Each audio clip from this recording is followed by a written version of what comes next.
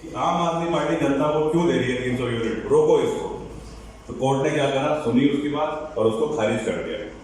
तो कांग्रेस को लगी आग और ज्यादा कि पहले तो कानून वो भी इनको सपोर्ट कर रहा है, जनता इतने सारे लोग रजिस्ट्रेशन करा रहे हैं और जमीन पे ये साबित कर चुके हैं दिल्ली में कि कैसे दी जाएगी बिजली। तो कांग्रेस की तो आग चलती रही। बीजेपी के अभी हरक सिंह रावत जी ने 3 या 4 दिन पहले स्टेटमेंट दिया कि मैंने 100 यूनिट बिजली का प्रोग्राम बना दिया, पूरा कैसे दी जाएगी, मैंने सब फेंका, खाता तैयार कर दिया है, कितना खर्चा आएगा, कैसे पूरा होगा। लेकिन क्या करो, मतलब गेम देखो, क्योंकि अब इलेक्शन आने वाले हैं ना, तो इलेक्शन से पहले कैसे गेम होते हैं, कहते हैं लेकिन पूरी तरह से डूबता जा रहा है। उसको लेकर के भी आप लोगों को कुछ जनता के बीच में अपनी राय मैं समझता हूँ रखनी चाहिए। Thank you sir. देखो, मैं जो अभी बात कर रहा था आप लोगों से, आम आदमी पार्टी ने कौन से सबसे कामयाब मॉडल साबित करके दिखाए हैं दिल्ली में। और दिल्ली की खासियत पता है क्या है? दिल्ली एक यूनियन टेरिटरी है।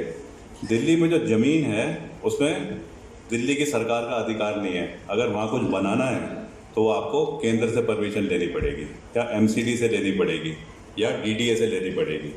वहाँ पे जो लॉ एंड ऑर्डर है वो दिल्ली के पास में नहीं है, वो केंद्र सरकार के पास है। जब दिल्ली विधानसभा में कोई बिंदु, कोई पॉइंट पास होता है, उसके बाद शासन आदेश जब जारी होता है तो वो गवर्नर के पास जाता है।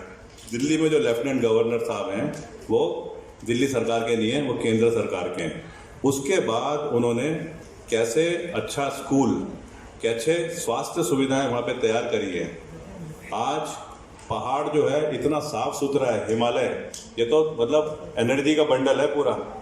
एक कहानी होती थी, जब मैं बचपन में था तब पढ़ी थी, और बड़ी फेमस किताब है।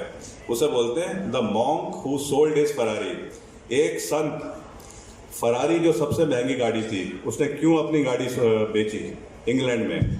क्या वह एक वकील था, वकील अपना केस लड़ रहा था और अचानक ना उसको दिल का दौरा पड़ता है।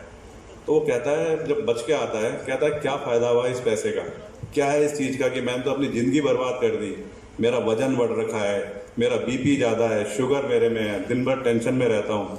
तो सारा अपना प्रॉपर्टी बेच करके हिमालय में आ जाता है, और हिमालय में रहता है वो कोई 2 साल। जब वापस जाता है, ये हकीकत की कहानी है, वापस जाता है तो जैसे हमारी बॉलीवुड है ना, बॉम्बे में फिल्म इंडस्ट्री, इंग्लैंड की जो फिल्म इंडस्ट्री है वो मॉन्क की शक्ल में जाता है, मॉन्क के कपड़े पहन के, गेरुए कपड़े पहन के, और वो इतना स्मार्ट दिखता है कि कोई पहचानता ही नहीं है उसको। हिमालय में ये वाली ताकत है। मतलब यहाँ पे तो जब आप बर्फ़ देखो, तो गंगा की आवाज़ सुनो, आपकी ना वैसे ही सारी सरदर्दियाँ ख़त्म हो जाती हैं। इस हिमालय के हम लोग हैं। क्यों हम ऊपर से नीचे आए? जो स्कूल यहाँ पे होते थे, जो सुविधाएं स्वास्थ्य की होती थी, फेल हो गई।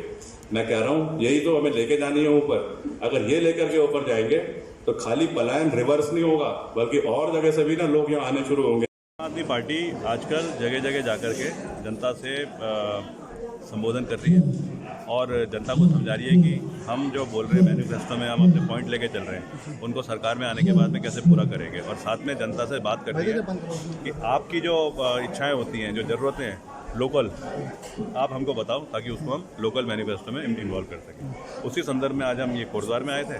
कोटद्वार में पहले आए थे हम, तब आए थे युवा संवाद के उसमें, फिर उसके बाद में हम एक बार और आए थे। मतलब ये पॉलिटिकल फील्ड में आने के बाद जनता से मिलने आज हमारा सैन्य प्रकोष्ठ जो है, जो कि बहुत ज़रूरत है, उसको बढ़ाने के लिए सैनिकों के साथ में आज हमारा सम्मेलन। ये नॉन पॉलिटिकल नहीं है, पॉलिटिकल कारण है। हम तो कह रहे हैं कि फ़ौज का पॉलिटिक्स में इन्वॉल्वमेंट होगा तो पॉलिटिक्स अपने आप ही अच्छी हो जाएगी। ये बदमाश पॉलिटिक्स जो है ना, ये उत्तराखंड की जो पूरी बाउंड्री है, इसके बाहर घूमेगी, यूपी में घूमेगी, हरियाणा में घूमेगी, और जगह रहेगी।